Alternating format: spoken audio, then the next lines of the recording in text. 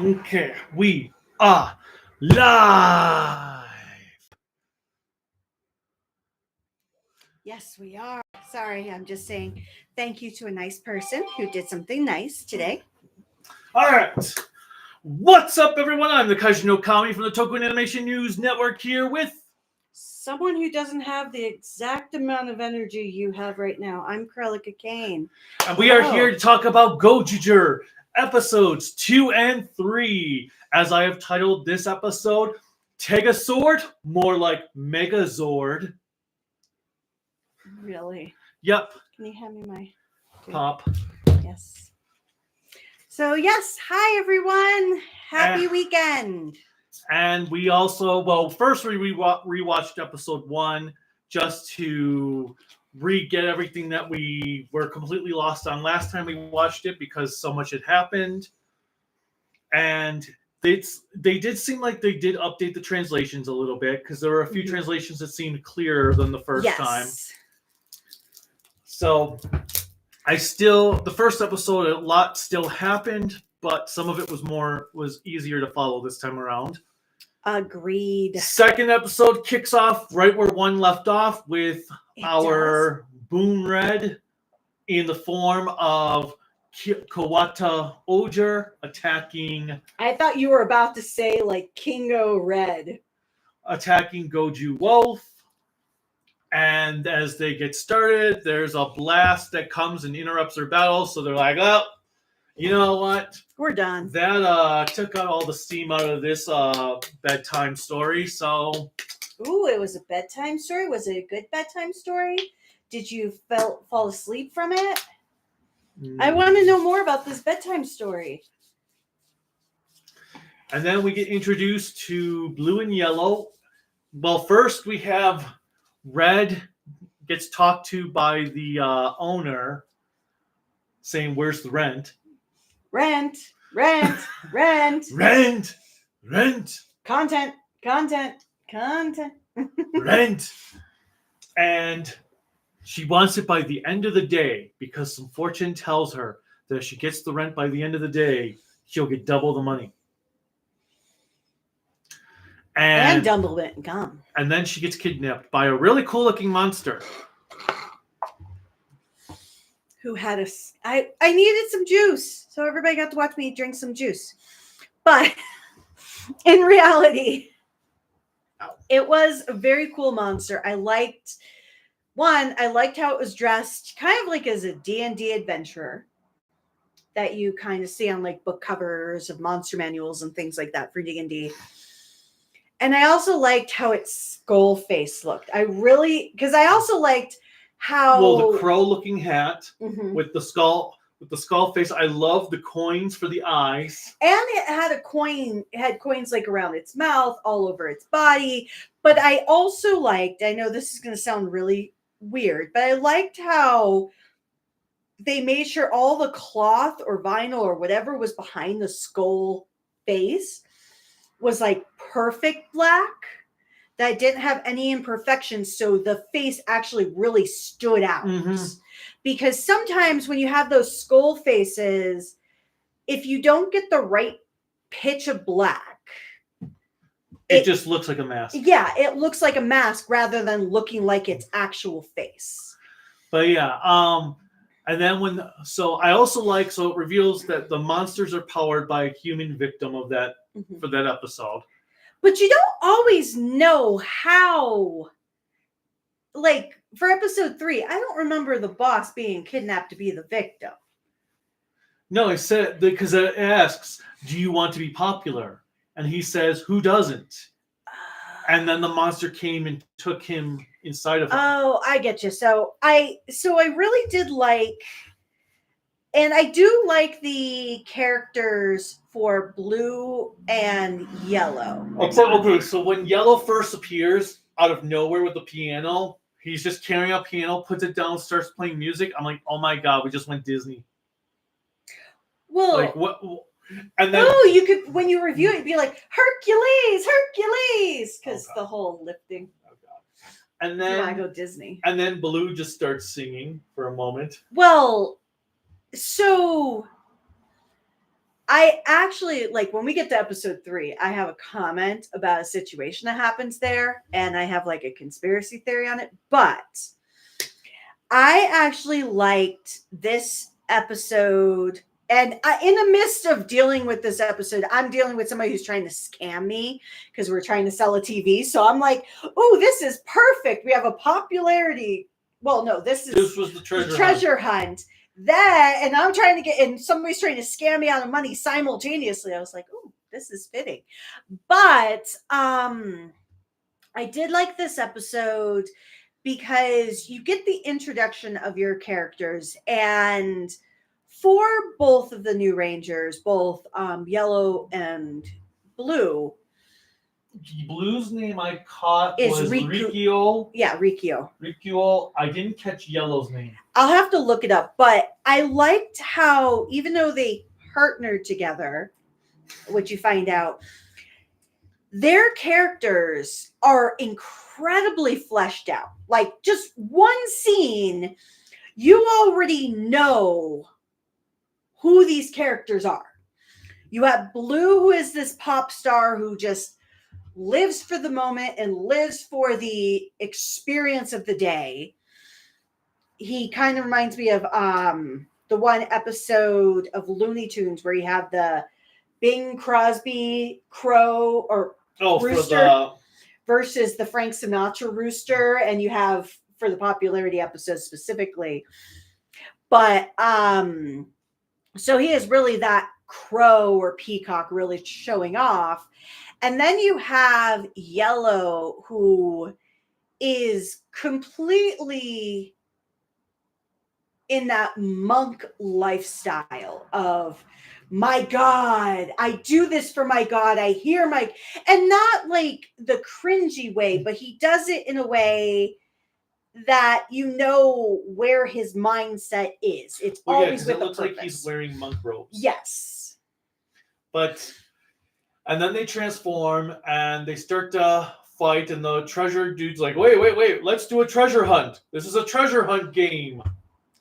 And then I like how Rikyo specifically says, so does that mean you're going to stop attacking the townspeople?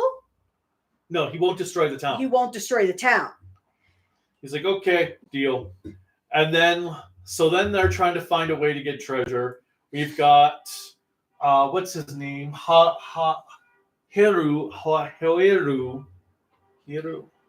the red one. Oh, yeah. Hoeru is wow, you're like butchering his name. Is using his mech to try to search for the treasure. Oh, my God. And then Yellow shows up and like stops the sword mid-dig. Yes. Just lifts it up. It's like, you can't do that. That's cheating.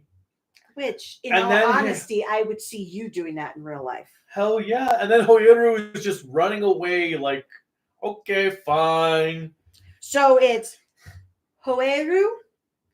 Yeah, Hoeru. Yeah, Hoeru.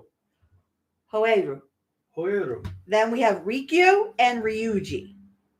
Okay, yes. That's Yellow. But, and then, right then and there, Ryuji sees where the tree he dug up to throw at Hoeru is, there's gold under there. See, I could almost hear, in a way, Hoeru in the background, like, what the fuck? No. Do! Oh, wow. The actor for Ryuji, which kind of makes sense for his character, because he reminds me of, is it Kageyami from King Oger? Black Ranger? Dabowski. Because he's in his early 30s. Really? Yeah, he's 30. He'll be 31. Interesting, because the way they talk, because the way they talked in the character bios before the show came out is he was going to be the youngest. No, he is right now. It looks like maybe the character is supposed to be the youngest. If the character is supposed to be youngest, because right now it looks like of the characters, it looks like Black I don't know what her ranger name's going to be yet. The girl. Right. She's 18. All right, but And she's half Filipino, so that's actually kind of cool. I think I said that before. You may have. But nonetheless, sorry everybody, easily distracted. But I did like it because, as I said, you got a feel for the characters. You have this treasure hunt, and well, and then we have so he gets gold. Then Blue's there trying to figure out how do I get gold, and then all of a sudden he sees a guy fly out of a shop, knocked out, and out comes our monster. He's like, "Yeah, I said I wouldn't destroy the town." not anything about robbing people blind.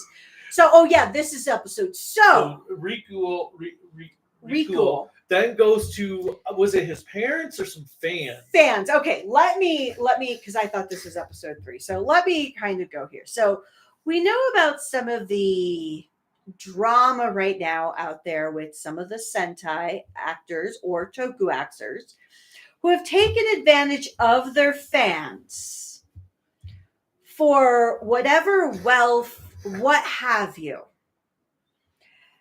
They make an explicit commentary, like Inoue's daughter, or Inoue 2. I don't want to call her Inoue Well, Jr. technically she'd be Inoue 3 then. Inoue 3. She specifically writes dialogue where Rikuo, who is apparently a pop idol, goes to a couple of his elderly fans and basically lies through his teeth, saying, I have a throat issue and I can't perform without this particular treatment. And all I thought of was Gokai Silver. And then I think it was either one of the Kamen Rider actors or one of the Ultraman actors that robbed. Well, there was Super One's actor who told people he owed money to the Yakuza and scammed fans out of money. And robbed fans blind. And I thought of this. I was like, oh my God, are you really going to pull a slap in the face to these asshole people who are taking advantage of their fans, which they did? And to get even better, I'm just going to kind of skip to the forward end for this particular instance. So for this particular person, Riku, after he gets, they give him a priceless vase. A priceless vase that at the end of the episode, he actually returns. So he returns all the money they gave and he autographs this priceless vase. So one, it was like a slap in the face to all of these assholes that have done their fans dirty. And then also a slap in the face to priceless art by having a signature about somebody who's not going to be relevant in like 10 years. But I just thought that was hilarious. But the one thing that I've been noticing as a theme in these episodes, 2 and 3, is that when Hoeru joins any of these contests, he is terrible at them. For a number 1 Sentai person, terrible. Like, so for this episode, he loses the treasure hunt. There is absolutely no way he could remotely win. But he does indeed win by default because after he destroys the monster or saves the boss, he collects the treasure from the villain. First he grabbed his bag and stole all their treasure. And then after the monster's defeated, he takes the bag and like, yep, I won. So he wins by default and cheating. And inevitably, he wins nothing. Because with the winnings, we get 3 things. 1, Riku returns all the things he took from fans. Assumptively, he took more. What I liked even better when Hoeru wakes up, he's like, and the lady's like, where's my rent? And he's like, "Oh, where's all the prize money? Oh, I return that. That's in police custody. I return the other stuff." Ryuji does the right thing, gives the money back to the police since it's all stolen. Rikyu returns all the money back to his fans. So at the end of the day, there is zero. Just like Horeru's symbol, there's $0. Now the landlady has redecorated the whole thing to be Gozyuger based because of her being saved by a wolf. And Ryuji is now an employee of hers for a shop, for a dessert shop. And so then Horeru loses once again because he now has the team up that he wasn't originally a part of a team of Ryuji and Rukio saying, we're going to be a team with you because why not? So also in this episode, we got Yellow's mech. So as we see, the hand is actually all the mechs. It's just parts change. Yes. So that was actually kind of lame. I didn't actually think it was like fully lame yet because I anticipate at some point there'll be more. But all right, the other reason I didn't find it lame is because it kind of reminded me of like that Kira Major episode where you had some people fighting in the background in the back, and then the rest of the team fighting foreground. Oh, that's fine. No, I like that deposing. Well, I'm just disappointed that it's basically they're just going to interchange heads and arms. Well, isn't that like some of the old Transformers? Wasn't there a Transformer line where you had the same parts and you just interchanged pieces? Possibly. We also got to look at the leader of the villains, which are called No. What did I write down? No. I didn't. Oh, I guess. No one? No one, yes. They're called the No One. Number one, no one. I was like, that is the coolest But we got to thing. look at the main leader who is like, it looks like a cake design. Mm-hmm. And then we've got a king and a queen on each side. Yeah, Mr. Shining Knife and Miss Sweet Cake. Yes. Or maybe, oh no, they're not the general. Well, yeah. Emperor, because the Empress's head is like in a door behind them. It's like the wall bus. But yes. But before we go to what is with these anniversary shows and the main leader being a wall? But let me go to some of the comments. Well, hold on, I'm not done yet. Oh gods. Because we also had, so we got to look at Blue fighting in this episode as well. And he has one of the coins that, well, he and Yellow. Yes, because Blue turned. Well, he is Leon and. Yeah, Blue transformed into Boon Red. Well, yeah, but their actual names are not Blue and Yellow. It's Goju Leon and Goju Tiruno. I know, but make it easy. All right. So let's look at some comments. All right. So Axel says hello. Yo. So does Anthony Sarkis. He also asks if I'm doing okay, which admittedly I am. It's just busy with work. Axel says, man, the second episode was so good. I still have yet to watch the third episode, but I know that Momotaro will be in it. Star Wars fan says hello to the two of us.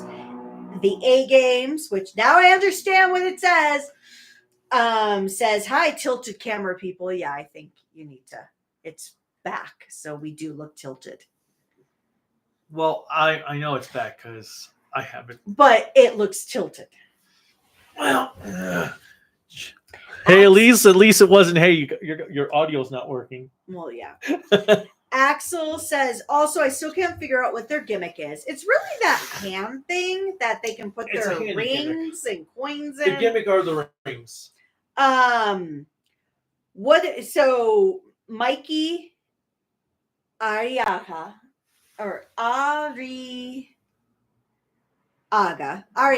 yes. I probably mispronounced your name. I do apologize. Says these episodes were kind of lacking in plots. I will admit they didn't like episode 3. I feel like had a little bit more plot, but yeah, episode 2 I don't feel like had plot. No, I'll get on to that when we get after we talk about episode 3. On my feelings on 2 and 3. Star Wars fan says asking for rent. I'm watching Noragami, and at times the amount of yen is always mentioned. Axel says, so I think there's only going to be 13 past Red Rangers because of the 13 Rangers shown in the opening credits. But with that, the A Games does have a question on what are your thoughts on the opening? I was actually going to get to that.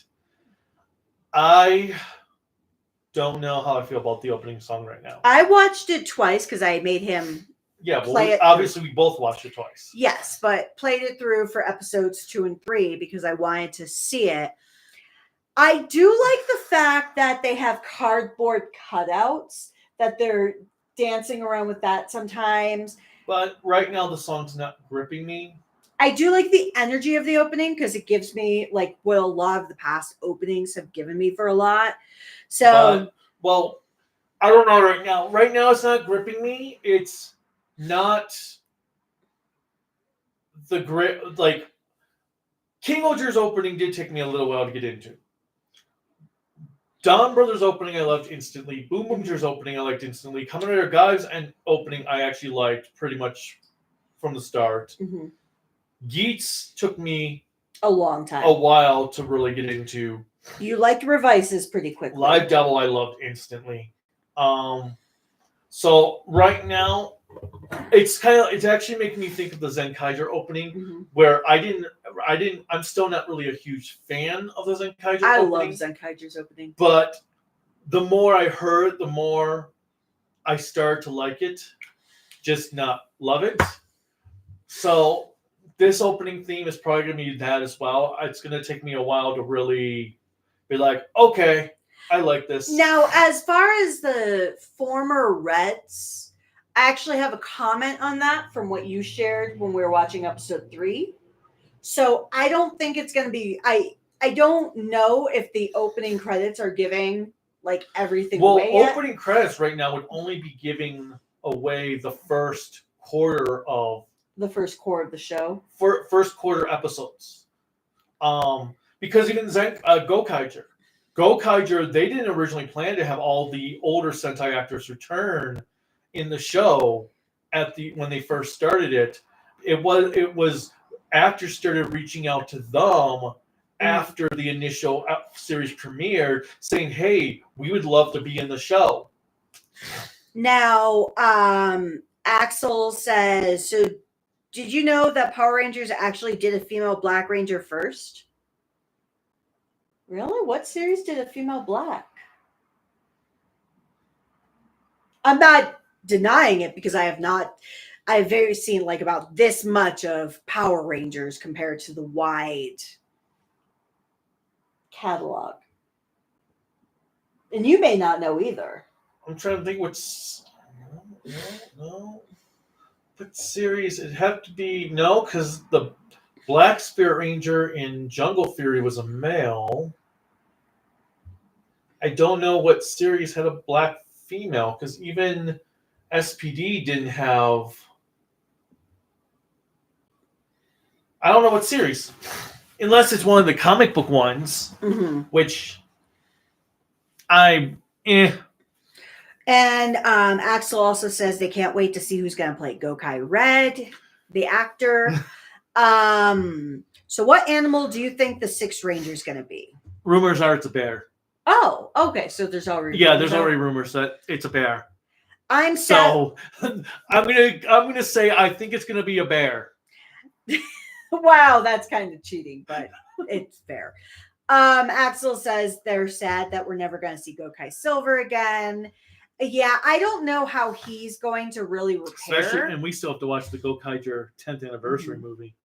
Now, Iman 100 says, a bit off topic, but I am the only one who thinks the next Sentai after Gozyuger should be an extra hero instead of a straight up Sixth Ranger to pay tribute to some of the older Sentai series. That's actually kind of different. Actually, no, actually that's a good, interesting idea. The show starts. The 5 Rangers have already been Rangers for like months, and the main character is the 6th Ranger who's being added to the team. That actually would be really cool. And then, so it's him trying to fit in with this already established team, trying to get, and he's cut, and to their viewpoint, he's coming off douchey because he's trying to be part of them. So he's trying to like act all big and bad to get them to want him, and they're all like, "Oh my god, this guy's so edgy. We don't want him on our team." Just so you know, you're going to have a special guest of Catzilla probably in a moment. The A Game says, actually, Yellow is the new manager of the cafe shop, and that's why the place was decorated to be Tega sword like to honor it. Remember that Yellow is a fan of Tega sword. Tega sword, not sword. Oh my god, I sound like my grandmother there for a moment. Okay. Then we have Grant Smith said, what good kaiju and Karelika? Or Karelika, but I know what they were saying. Star Wars fan says, #1 world, Baridon. Grant Smith says, I did enjoy episode 2, but didn't watch episode 3. The villains are a church. If you don't know, I go to church. And Grant Smith, I kind of got that whole churchy group format. Bells. Yes. Candles. She's a bride, or not bride, flowers. Yeah, it's like a wedding. And because the 2 are cakes. It's like a wedding. Oh. Yeah. No, I didn't get fully. I got the church. I was kind of going back and forth. I was like, are they trying to do a church, a cult, or are they trying to do a wedding? Well, aren't those all the same thing? No. I mean, church and... Okay, for somebody who's not religious, I could see how it could be cult-like, but I was going back and forth between church and wedding. So I actually was thinking like, ooh, are we going to have a wedding at the end? Speaking of which, though, being the boss, the one general's cake, like a cake, I saw and my family's Catholic, just so you know. I saw the biggest interesting comment yesterday online. Ramadan is coming up. Yeah. Kamen Rider Gav is going to be the nightmare of Muslims. Oh, yeah. Well, they'll probably watch after when they can break their fast. And just so you know, for anyone who's not familiar with the Muslim culture, Ramadan does not mean they go 30 days without eating at all. It just means they don't eat or drink at all during daytime hours. And it's for kids get a little bit of a segue, but all right. So the A Game said, you really just have to yeah, because I'm not sitting back enough for him. But the A Games, I'm still going to call you the A Games after a while, just so you know. But we get to see how the weapons form and what the purpose of the circle on the armor chest is, which I did like that. How if they hit it, a weapon comes out. Oh yeah. Mikey says, I hope the season won't just be total craziness. I hope there will be plenty of story. Grant says, I did like how the weapons of our main heroes become the mecha for the mecha head. And Anthony says the theme of Gozyuger is not animals, but being #1. Grant says, yeah, it's all done like a fighting game style. Oh, God, I know. Grant says, okay, first off, don't compare Gozyuger to Zenkaiger, even though they were both anniversary-themed Sentai series. Power Rangers had a female Red Ranger. Well, yeah, the last series. Nice review. I'm trying to type with my keyboard. That's Eudice. Axel says, so do you think the 6th Ranger will be a girl? It's very hit or miss if you have an auxiliary ranger female. And I call it auxiliary only because it's not just a 6. You get like 6, 7, 8. It would break the trope that the show seems to be trying to break. Yeah. But I don't think it will happen. No, because I would like to see a 6th Ranger be female. But usually if you do get like auxiliary after the Sixth Ranger, it's usually either like the 7th or 8th that turns out to be female. Deca Swan, Deca Bright. Well, Q-Ranger, not Deca Q-Ranger, Gold. Q-Ranger. Kyoranger. Kyoranger. The replacement purple one. Yeah. Because she replaced her grandfather. Yes. Anthony says, why doesn't Toei start having Six Ranger in the beginning of the series instead of waiting? Toys. That's why I always thought it was like for merchandising purposes. And then let's see. Power Rangers did have female Black Ranger in the D&D style season called Hyperforce.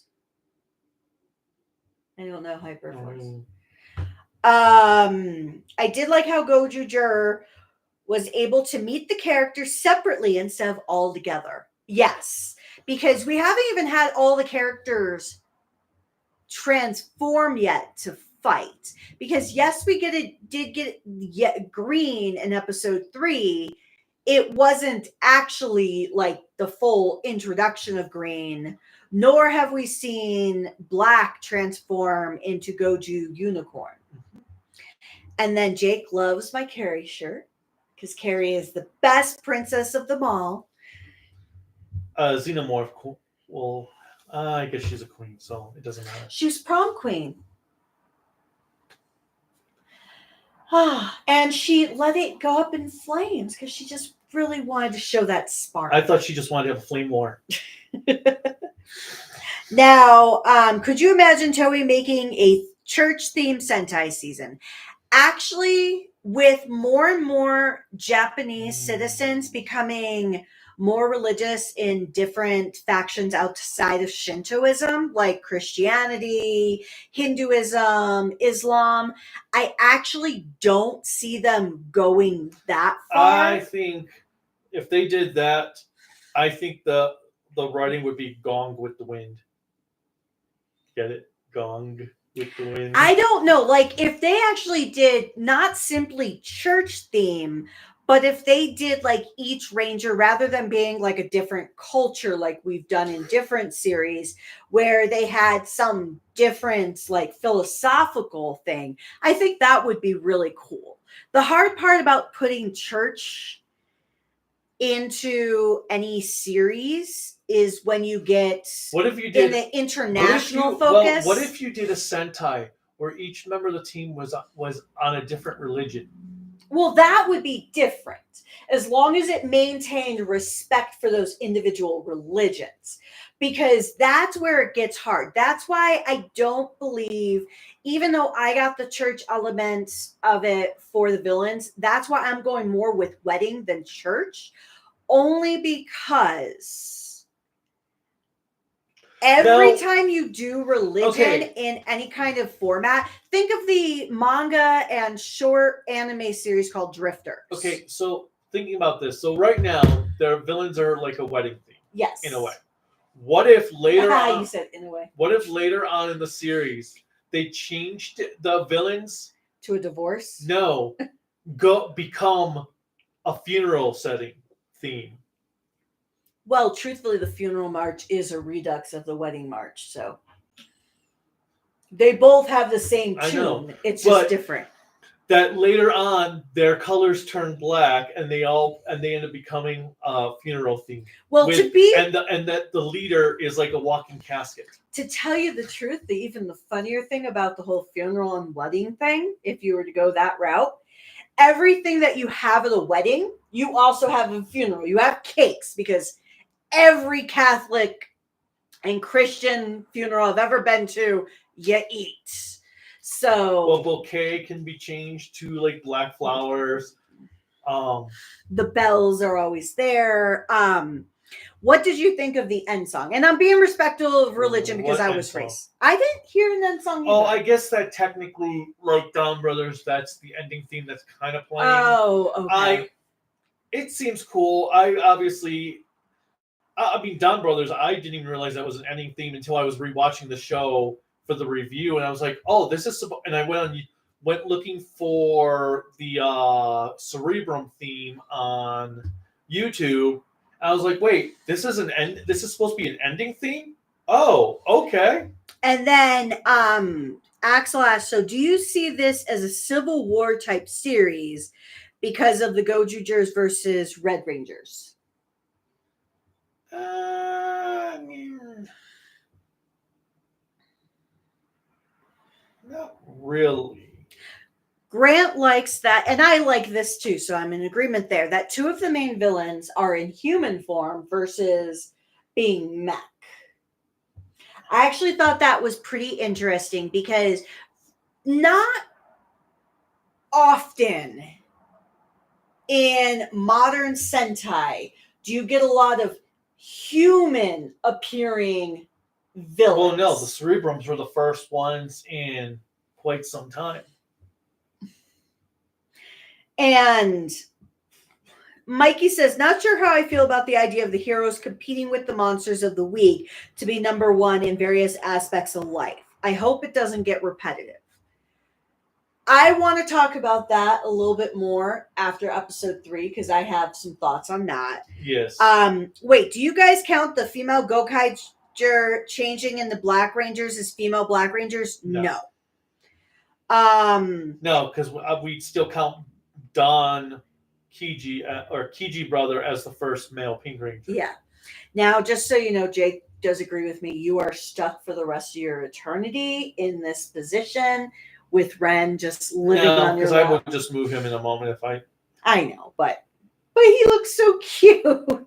This shows complete trust having the cat just lay on him. And no, for anybody who's tuning in now, I'm not just petting his lap. We have our cat on the lap. I just thought about that. For anybody who doesn't know from the live stream, our cat is sitting right here. She's petting our pussy. Stroke it good. Stroke it strong. Oh, God. All right, where are we in comments? Okay, that's what I was about to pull up, but ad came up on my stuff. So, all right. So, because we've got to be almost done with the comments, right? Yeah. Let me just finish these up. So the Gozyuger being able to transform into Red Rangers and not other color Rangers. I think that's probably done on purpose for that number one, because you typically think of your Red Ranger in most series as the number one. So I think that was done purposefully. I do kind of hope that there's opportunity for them to change into other colored Rangers. Not as a full team like we had with Gokaiger, but like where everybody could turn into different Ranger styles. See, the only female Six Ranger has been Gohan. Silver, well, kind of. They actually count Gold as 6 and Silver as 7. Like I said, they never count the female as 6. It pisses me off. Udis also says, found the backlight. I think Gozyuger will have a simpler formula. It's commemorative, not much innovation. Jake says, I'm still getting the Highlander, the animated series. I'm assuming that's for the Blu-ray, the Discotheque Blu-ray. Mm-hmm. Axel, do you think the other Red Rangers like Time Fire, or Princess Shinken Red will show up in this? It's possible. I could totally see Time Fire showing up because that actor is all. Yes, just because he was in Geats and you're like in love with this. Okay, let me pause on Gozyuger for a minute. So we have been watching Time Ranger. I say we have been watching because myself and Silver Quill, who's typically over, we have not seen Time Ranger. We've seen his review. I've seen random episodes of Time Ranger, stuff like that. This lovely human being with a cat on his lap has been hyping up for years the coolness of Time Fire. Time Fire! However, this Sixth Ranger apparently doesn't come in until like literally the back half of the fucking series. So Silver Quill and I are like, okay, is he coming in now? Oh no, you got more time. Is he coming in now? Oh no, you still got some more episodes. We're at like what, episode 28 now? No, we finished 24 last night. Oh, really? Yeah, he comes in episode 29. We're like, Jesus. 30. Episode 30. We're like, by the time this guy comes in, the show is going to be over. but he's still a badass. Time fire! Hey, Star Wars fan says that as long as they aren't offending the religions, that it can probably work. Absolutely. That's my thing. As long as it doesn't offend. Do you think there will be a Gozyuger versus Boomuger movie, or will it be a Gozyuger versus Super Sentai movie? I'm thinking both. Well, oh, finally! Look at all the freaking cat hair, though. Jesus Christ! All right, I'm actually thinking it will be a Super Sentai movie. I could see both happening. Or what they will do is like Gokaiger did a Gokaiger versus Gozyuger 199 hero team up. Mm-hmm. But I've actually been thinking about that. I could totally see it being a Gozyuger versus Super Sentai movie. But I don't think it would be as effective if they waited until the series was over to do it. If you're going to do Gozyuger versus Super Sentai, it would need to be done as the series is airing. Okay, I could see that. And it would probably have to be a big theatrical movie. Make that the summer movie. Oh. Well, yeah, you'd have to put a lot of money into it, so I could see. Let's see. Each Sentai member having a different philosopher: Red Marks, Blue Buddha, Black Jung. Yeah, not Jung, it's Young. I was like, oh my god, you're going to offend every philosophy major out there. I know Kaiju likes human form villains. Yes, I do. Does Yodana from Cure Major not count? They were a human villain. Well, yeah. She technically was. Yeah. But I was thinking... Well, so does Crunchula in a way. Yeah, actually... Because that's why I love Kira Major, because I love Crunchula. He is my favorite serial villain. Yeah, so they were the first... I don't know why I forgot about them. But yeah, they were the first human villains since Zet in Tokuger. I don't know enough about Tokuger. Zet, Emperor Z had a human form. But it's a rarity these days when they have humans be villains. Let's see. You just think about the heroes facing off a villain to see who is the best. Happened to Zubat, the hero, not the Pokemon. Mikey Arriaga. I hope the season doesn't abandon the Super Sentai themes of teamwork and friendship.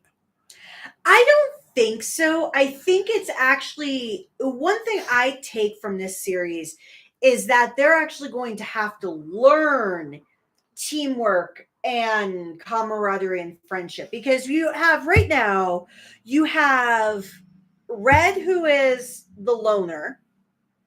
You have Blue, who is the egotist. And you have Yellow, who is the zealot.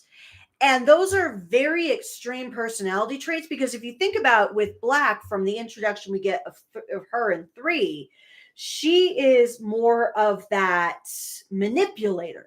So those are all, in a way, negative traits. So we also have, if you recall, back early in the episode, Blue tells Red, how about even though we're competing with each other, we need to work together to protect the people of this planet. Well, yes. And before we do our competition against ourselves. Well, exactly. So the reason why I put that is because, not saying they're all negative traits like on its own, but if they're like excessive, like if you're an excessive loner and you don't connect with people, obviously you're going to lose every job you get.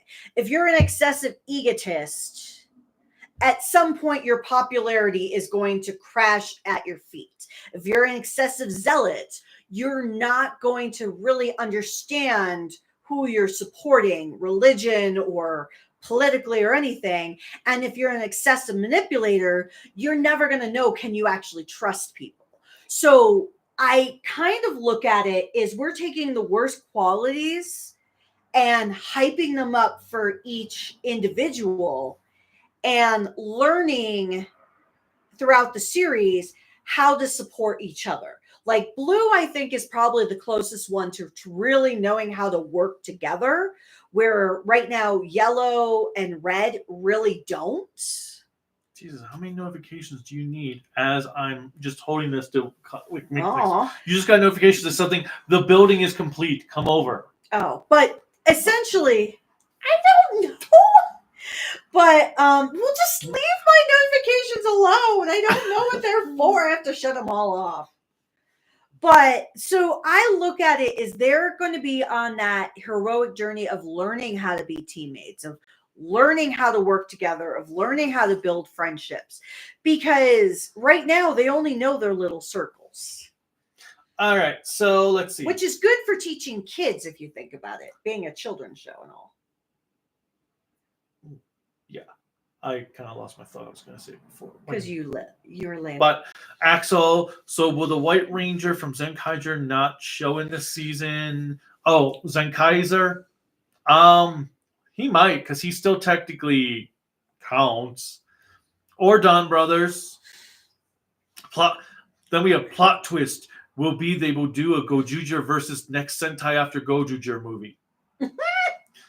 Jake says he likes Eric from Time Force more than Time Fire. Blasphemy! Even though they're almost the same character. I don't know either. Gozyuger will not become friends until like the second to last episode. I kind of feel like that is going to be the case, that they're going to get closer, but they won't see each other as friends until they're really close to the end. Mr. Arrowverse says hello. Anthony says, can Black Cross Fuhrer from Gold Ranger be considered a villain with a human appearance? Not really, because we never actually saw him as a human. He was always in his hoods. So until he... Oh, well, actually, how was his second form? Did he have the... I don't remember now. And then there was one above that.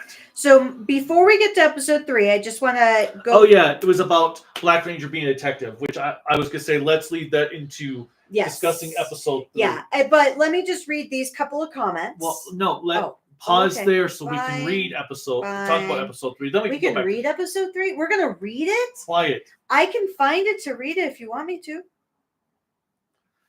Episode 3 of Gozyuger. It features Momotaro, but not Momotaro. Oh, okay. All right, let's stop. So episode 3 kicks off with the Prime Minister, who is called Tokunatsu Atami. So, our episode starts off with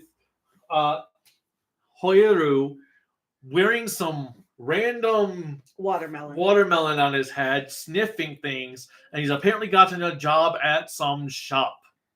And he starts sniffing the customers, scaring them away, so he gets fired. The owner gets captured by the villain, as we talked about, because he asked him if he wanted to be popular. And he finds out, he sniffs that he's like, it's a peachy smell. And then he meets the new prime minister, who I wish that's what we had as a politician here in America. God damn, that person would be great to vote for. Okay, so Tokunatsu Atami, who... I'm getting there. Oh. And he reveals himself to be Don Momotaro, which actually is kind of fitting that the prime minister is Momotaro. And he is played by the actor who played... Well, you said Tregear? Tregear in Ultraman Taiga. Monokuma, the human form. Kirisaki.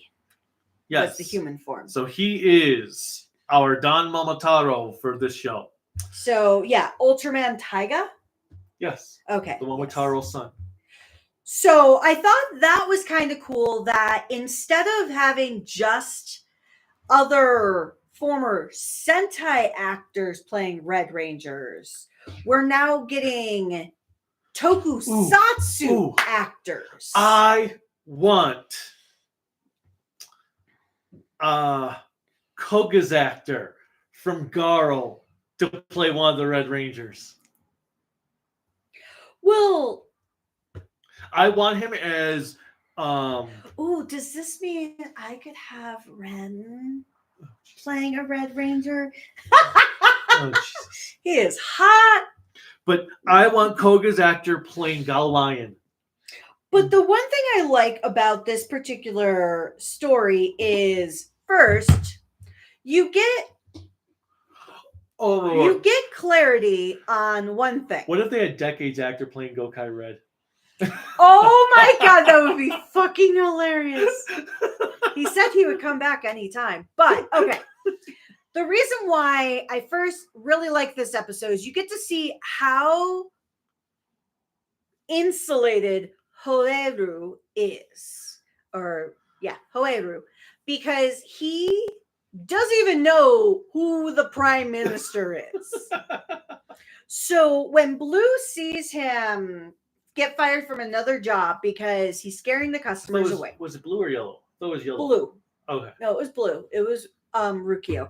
Because it was a blue type episode with him and right.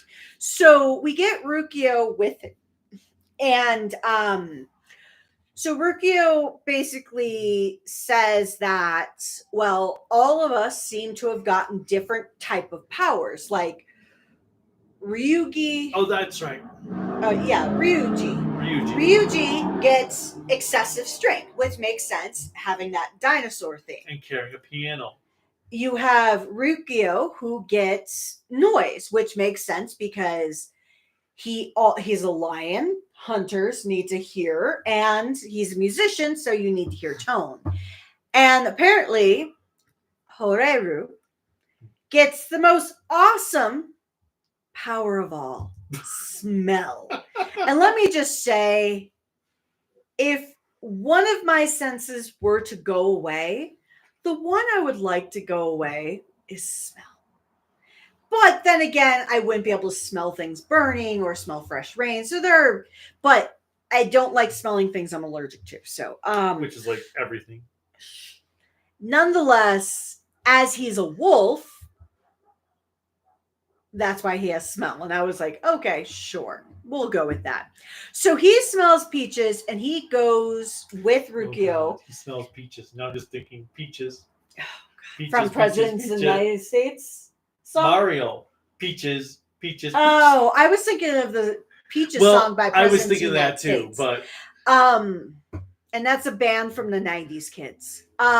Anyways, so you then get Hoeru, who is like, wait, there's a prime minister? He smells like peaches. And apparently this Atami decides to share with everyone that he transforms. And as he transforms into Don Momotaro, we have our villain monster of the week come, who decides he wants to start fighting, just to fight. And Momotaro then calls upon his friends, who are origami. And you get his companions, who are the monkey, the phoenix or crane, and the dog. Now, obviously, they're color coordinated to Dom Brothers. The only one that's missing, because they weren't actually a hero, was the ogre. Or Oni, yes. So that's how they fight as companions. And everybody's into him. Now, we go a little bit later into the series. Episode. Yes, episode. No, so after the opening theme, they're thinking they have to get the ring away from the prime minister. And this girl in the shop's like, well, he's the prime minister, so he has all security around him. You can't just go up to him and take it. Yeah, because they're back at the food shop. And what this parfait is $25, because I think it was like 2,500 yen, so about $28. Actually, no, with current yen, it's probably about $18 American, but that's still a lot for that tiny ass parfait. And she's like, this parfait, this is overpriced, and how is this? And Yellow's like, okay, I have a few questions for you. One, how would you know? Who are you? What is your name? And how much should a parfait be? Well, one, I can answer the last question first. A parfait should be no more than $5. And then she leaves because she has an appointment. And he's like, well, at least just tell me how much a parfait should be. Oh, this was the best part. I'll have to pull up the picture. You might be able to see it, but that was my best scene of the episode. When he was spraying himself with Dawn fragrance to make him smell even more peachy. Which is nice, an interesting callback to the one Cerebrum commercial when Dumb Brothers was first coming out. And so we get all of that, and then we have this popularity contest that happens. And basically how the popularity contest goes, which is awesome, is we have the monster of the week, who also looks pretty damn cool. And he's brainwashing people to... He's brainwashing people. Cheer for him. And this is where I get the classic cartoon, if you've never seen it. It's an old-timey cartoon where Elmer Fudd hires roosters to help the hens lay eggs. Because the hens are getting bored. They're not laying eggs. So Elmer Fudd puts out an ad. Was it Elmer Fudd? Yeah, it was Elmer Fudd. He hires two roosters. One is voiced by Bing Crosby. Okay, I'm thinking of the episode with Foghorn. No, this is a different one. So he hires one that sounds like a crooner, like Frank Sinatra. One is this more jazzy type singer, like Bing Crosby. And they both have a contest, and the hens start laying all these eggs, and Elmer Fudd doesn't know what to do. Apparently, he needs to bring them to America in this time because everybody needs eggs. But excellent. But it was like a little fan battle, because when the villain of the week brainwashes his people, both Red and Blue are like, that's cheating. And then Red tries to get his own sort of fans through intimidation, which works great. So Blue holds a concert, but you forgot to mention the best thing about Blue's concert. As he's doing his concert, Bouquet has come to Earth to investigate. Well, I was getting there. And she hears this music and instantly falls in love with Rukio. Well, and I love it because it's Rukio. No, Rikyo.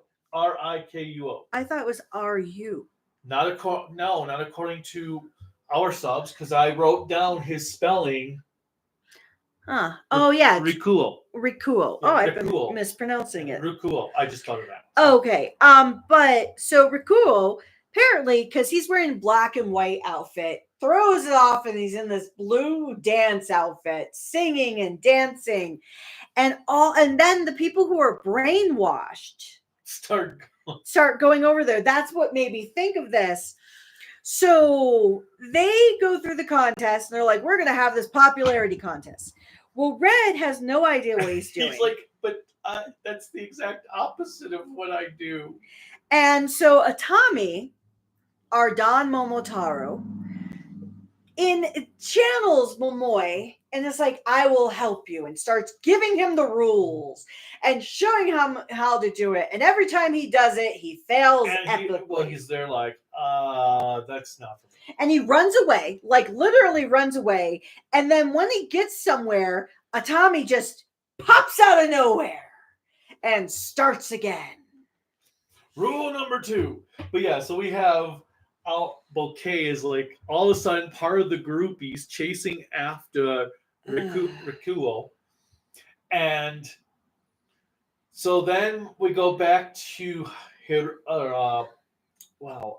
I'm struggling. Hoeru. And he ends up helping a guy by sniffing his laundry because the guy mixed up his dirty laundry with his clean laundry. Helps him out.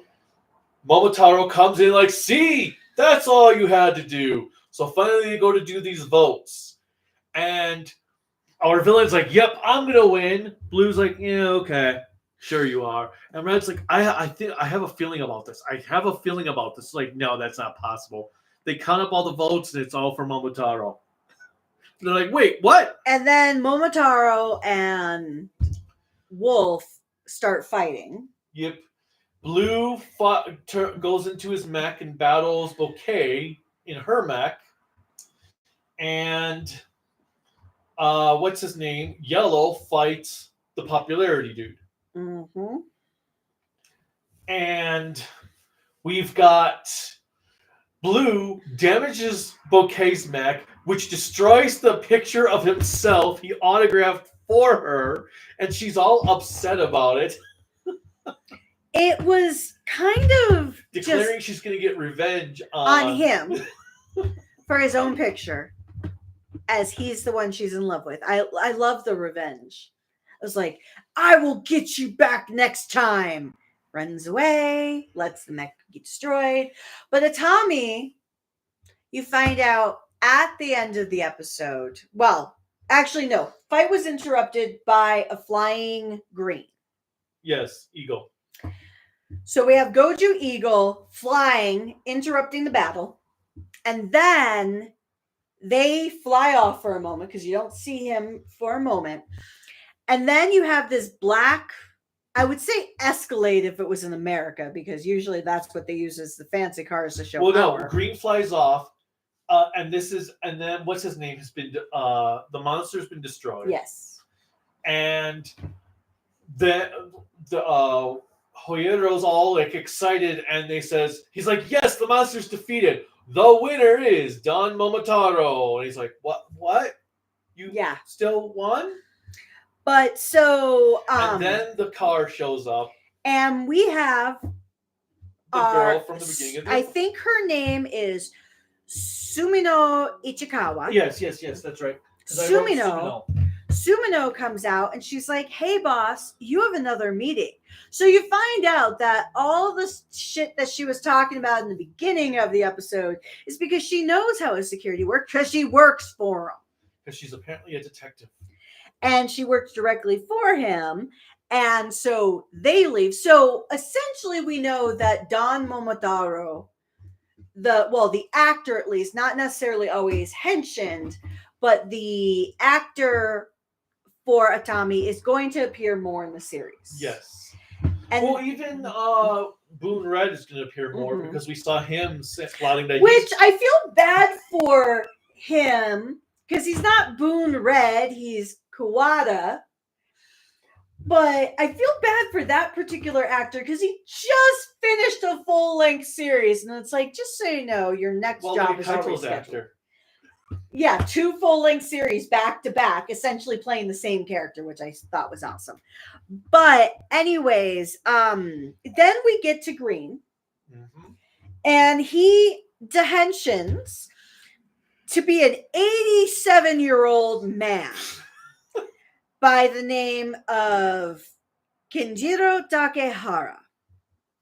However, when we get to the trailer for the next episode, he swaps back and forth. He swaps back and forth between a young and old man. So it leaves the question, if he's actually an old man, that makes his comment about death in the first episode make more sense. Well, yeah, because when you look at the picture for Goju Eagle, it has 2 different actors. You have a young man and an old man.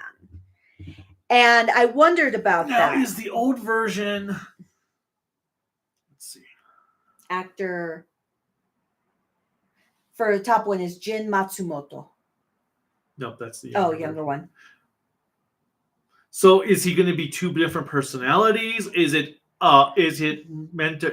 like doing a bait and switch where he's using someone else to be his Kagamusha? I wondered the same thing. It doesn't show he was in anything else, but they don't always update the wiki pages. But the actor is actually 75. He's actually the same age as my dad. Mm-hmm. Yeah, he's the same age as my aunt, which is exactly 10 years older than my mom. But he's actually going to be 76 this year. Well, that would make sense. Well, no, I think it's fascinating. And in truth, I actually have to say, if it's the same actor. So, they do have 2 different characters. That's what I'm saying. Is he a Kagamusha, or is he a person with 2 different... Or is one a grandfather and one a grandson, which I kind of hope it's like the same person, just has 2 different names based on their appearance. Well, that's what I'm saying. It could be So I'm curious to see where they go with that. Because I do have to say, at least for this introduction for episode 3, we now have technically our oldest Sentai hero in history. Because if just because of the fact that he changed, because I don't know how old Kyoru Violet was, the grandfather. Well, even then, because Ninja's grandpa was older. Well, and he's main 5 at least. So this is not. So of the main 5, we now technically have our oldest Sentai Ranger. Even if it's only a one-off, the fact that he was in costume as such makes him legitimately the eldest at 75. Which you have to say is pretty fucking cool. For a show that really doesn't give love to like older actors being able to play parts on the team. I really feel like you didn't get that frequently. I know you probably got it in the older series because all the actors looked older, but that could have been the 70s hairstyle. Because truthfully, in the 70s and 80s, people that were our age looked like they were 20 years older. Because sometimes when they're like, oh, I'm 38 years old, it's like, Jesus, dude, you look like you're 1 foot away from the grave. It was all the smoking. I smoked. But you still stopped. True, but Jesus. So, like, even if you see Steve Martin and Martin Short when they're in their 40s, well, they look like they're 60. Well, that was the funny thing. I saw something recently. I said, Steve Martin had turned 80 recently. I thought he was 80 back in the 80s. Yes! 40 years ago, the man looks the same age as he does today, just more wrinkles. So, that's why... All right, so... let's see. Oh, yeah, we had Blues Max this time. Yes. What's his... Our Yellow Ranger transformed into All Red, which was kind of cool. And what else happened? The Momotaro, Singer. Nope, that's about it I have for this episode's for my notes for the eventually review. So a couple things first. Okay, last time we were doing this, I was talking about some Metallica songs I thought of for the review. Oh, okay. We had A Wolf of Man. We had Whom the Bell Tolls. Nothing Else Matters because of Hiro's attitude. But then I thought of another one, Hiro 1. Since I'm like, I've got to do, when I do the review, a whole Metallica theme for the opening bit. Oh my God. You do know that you're going to get copyrighted to hell because if they took down Napster, you're never going to be able to release your review with anything Metallica, right? Oh, they can go fuck themselves. I'm sorry. For anybody who lived in the 90s and early 2000s when it took like 3 years to download one song that was like 8 megabytes. I'm just going to try to fit. Anytime a Metallica song comes to mind, I'm going to write it down in my notes. Do you know the entire Metallica discography? Is there a Metallica song for an old man? He is a huge fan of Metallica. That's why I find it funny when you said go fuck themselves. I was like, dude. That's what everybody said in the early 2000s with Napster. Okay, I haven't listened to Metallica since Reload. Because S&M was like their peak for me. But okay, so quality-wise for these episodes, I will say I've been a little bit disappointed with the fight sequences because first episode had that really cool camera work for the mech battle. And then these last 2 episodes, the moment they started to have something really cool, like they had like that drone sequence going on, it only lasted a few seconds. What are you? Why are you doing that as we're live streaming? Because. So I was a little bit disappointed that we haven't had really good camera work because it's like they were holding back. They cut back on some of the camera work that they could have had.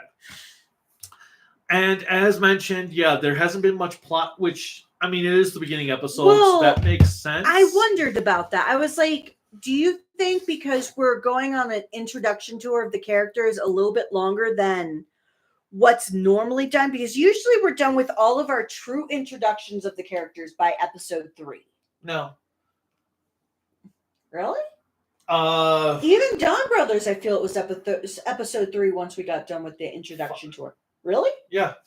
Zenkaiger was 4 was when all 5 members were there. Oh, yeah. So, yeah, because typically when you have I call it the introduction tour, when you go through the process of trying, especially if all the team is not there episode 1. Well, okay, technically Dawn Brothers took until episode 45 to get there. Jetman took to episode, I think it was 29 to get there. Okay, excluding those 2 offshoot series. Because more often than not for for Sentai, you usually know all of the team members in the first 2 episodes.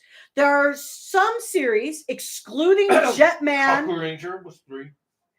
I was just going to say, excluding Dawn Brothers and Jetman, typically within the first 3 episodes, you know all of your main actors. You've seen them transform and fight as part of the team. Not just see them transform or see the character unsuited. You get to actually see them fight. So I feel as though this series is probably going to be because next episode's a green one. So 5 will be So black. I do feel like it's going to be 5 episodes before we really get story. Like plot, I mean. Because the story we're getting right now is more of an introduction of the characters. And just like, who are the characters? What is the world? Having that world building perspective. So I actually think if the plot's going to, I don't think we'll have plot actually kicking until episode 10. You think so? Yeah.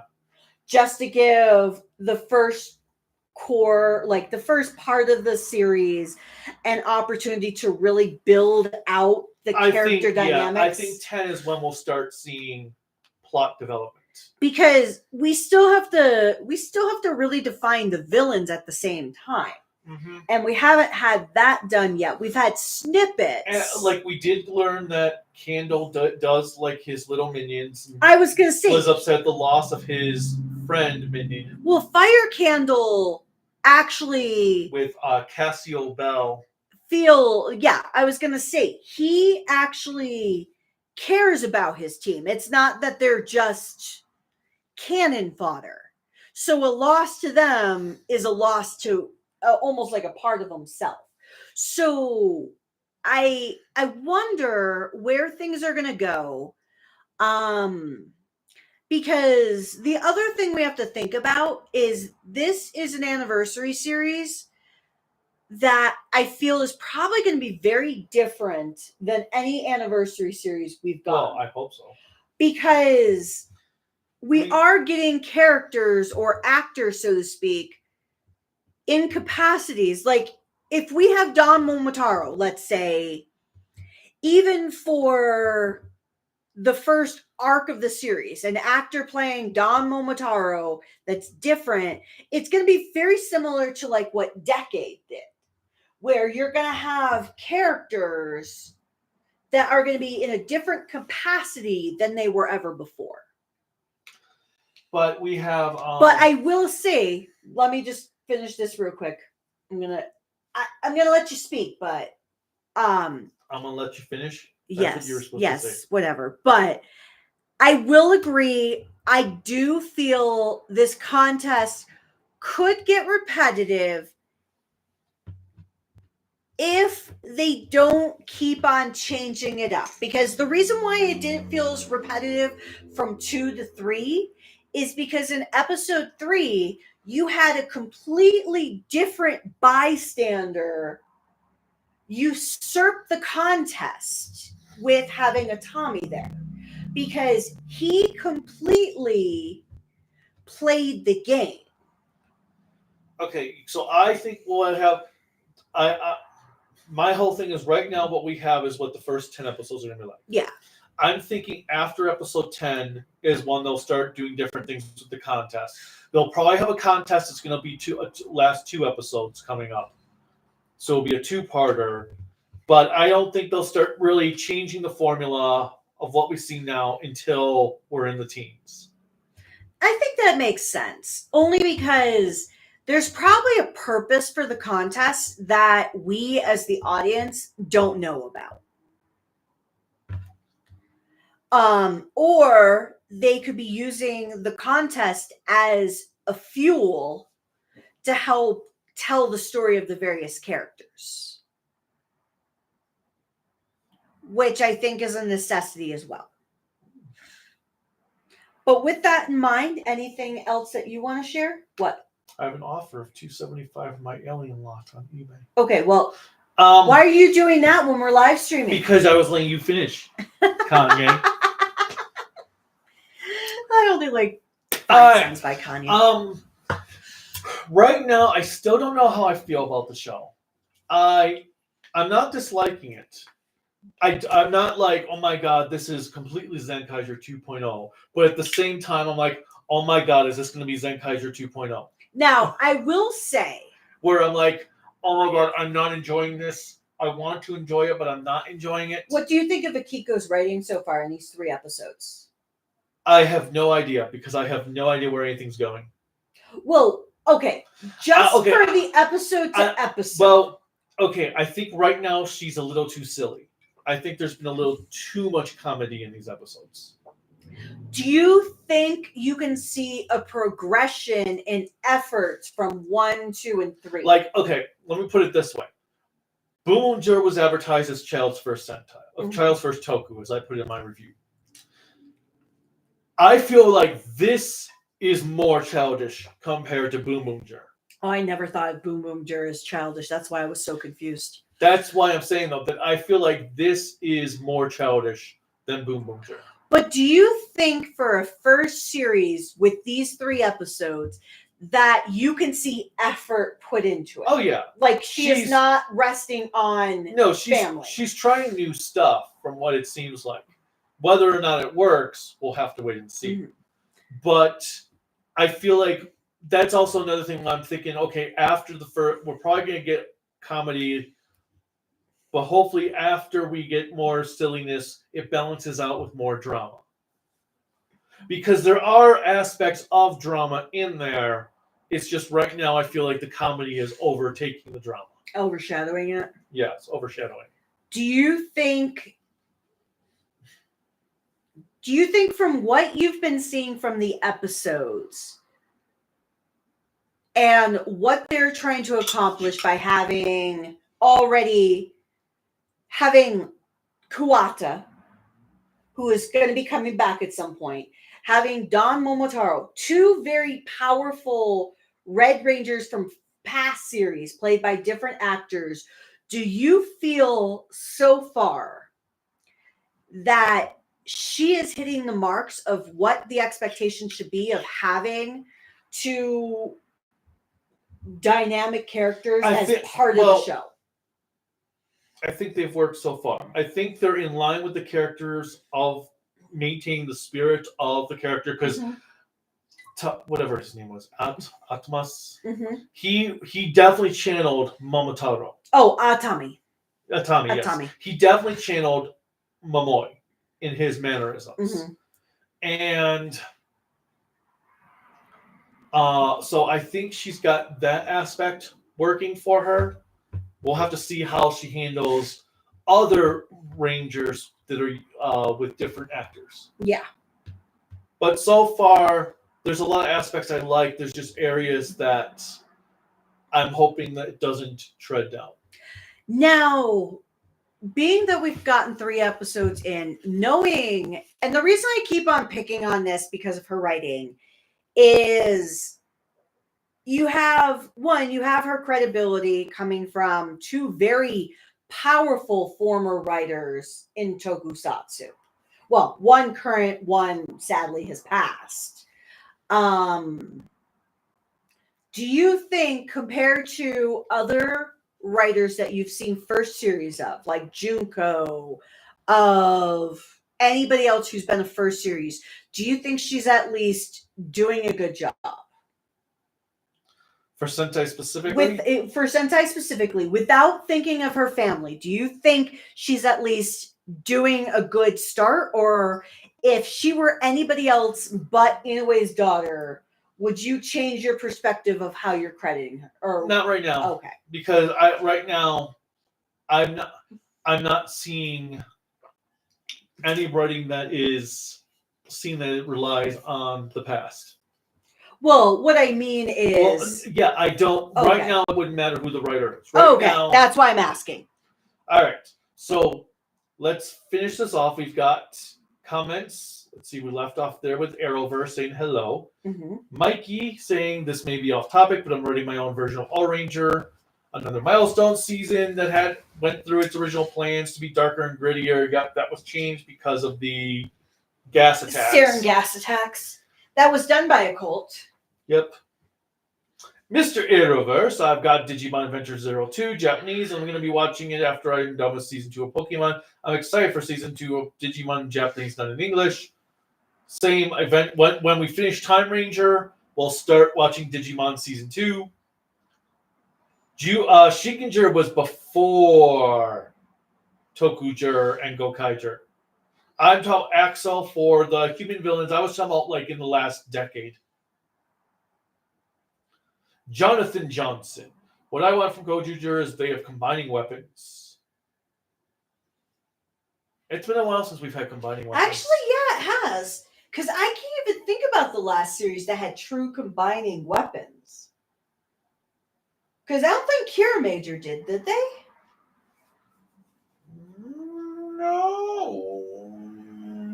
No, because they all did the shots separately. Yeah, what was the last series do combining weapons? Oh, I don't even know. All right. Having different Toku protagonists outside of Sentai would be nice.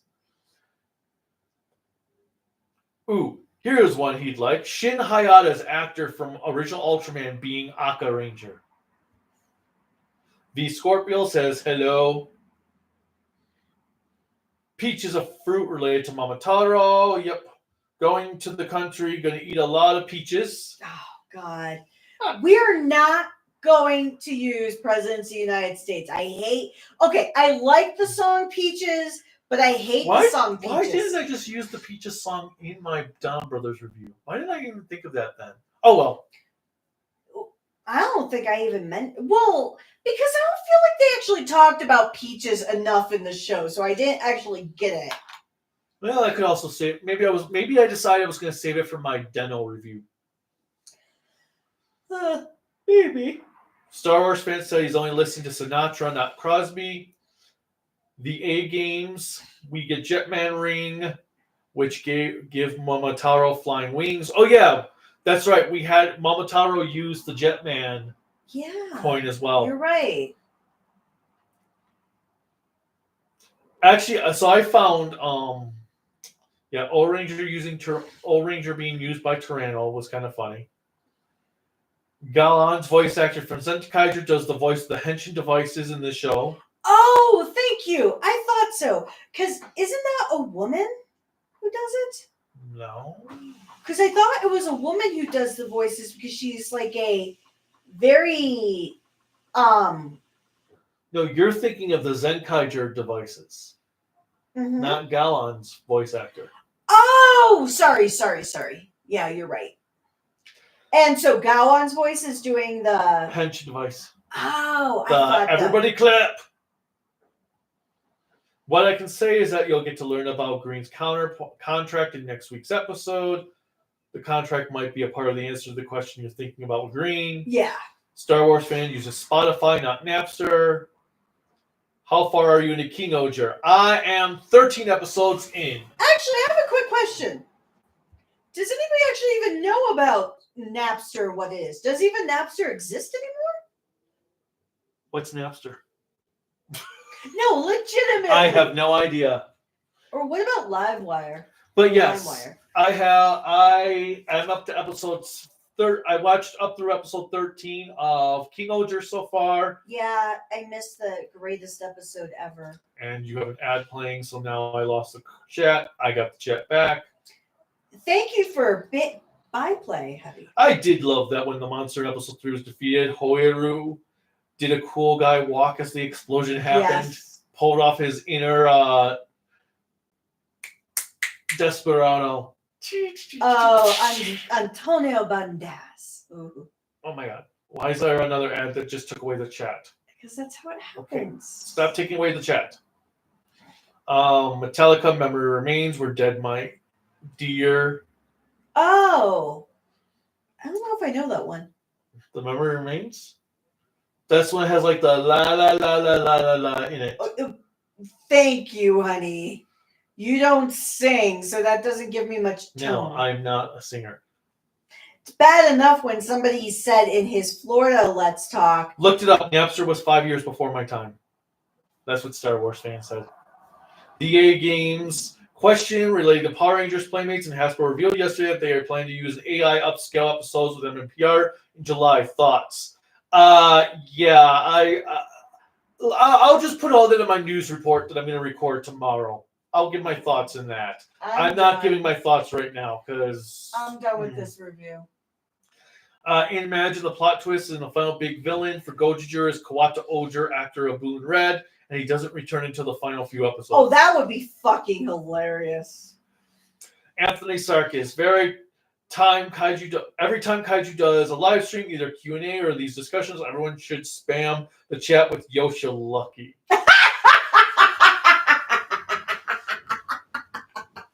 I concur with that. Oh, that's hilarious. Yoshalake!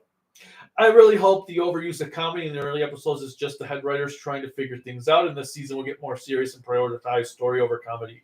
That's exactly what I'm hoping it does as well. All right. But yeah, so I'm trying to think if there's anything else that stuck out to me I want to mention for these episodes. I don't think so. Other than it'll probably be a few weeks before we get to do more coverage for Gozyuger because we have a convention that we'll be at in 2 Sundays, is it? Mm-hmm. In 2 Sundays. Next week is... Wait. Well, there's no reason we couldn't do it next week, which is the 8th or 9th. Well, I don't know if I want to do just one episode. That's fine. So, well, we could do the following week. Well, next week we're doing Gav. Oh, yes. With Silver Quill. So, we'll be back in a couple weeks with another batch of Gozyuger episodes. Let's see where things take off. If you guys are watching this already pre-recorded, let us know in the comments. What have you thought of these episodes, and what do you hope for the future episodes? Do you want to do another contest or no? Yes. The A Games, I went to mail out your book yesterday, and it turned out our post office now closes at noon on Saturdays, so I was not able to mail it out. I will get it out this week and tell you when it's on its way. So, name a random letter. A random letter? A random letter. Let's go with M. M. Okay. So for M, we have Grant Smith. All right. Grant Smith for a Terabi-kun book. Email kaijunokami@gmail.com with your shipping address, and I will ship it out this week at the same time I ship out the A Games' book. Otherwise, so congratulations there. As always, click like, subscribe, the bell notification, whatever else YouTube has you clicking in to support us. You can support us on Patreon and Bluesky at tokuaannetwork, Facebook, Instagram, Discord at Kaiju no Kami, the website Creativity by Design LLC.com. There's a cool website, you can buy cool Kaiju no Kami merchandise at Creativity by Design LLC.com/shop. There's a link in the description below. I will also add to the description below a link to support a GoFundMe that we are using to help get money to help the channel so we can last another 10 years, because that would be totally awesome, especially so that we can afford to continue the channel when we move to Florida later on this year and have new equipment. And that's pretty much all we've got for this time around, right?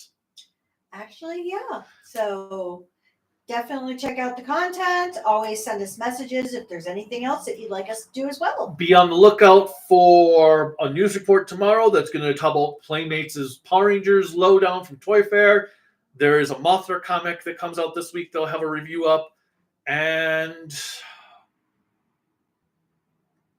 I need to do a quickie of the Gundam movie. A quickie for Gundam G-Quux.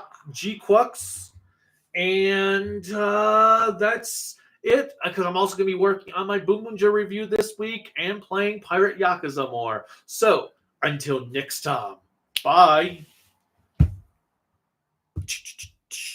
End.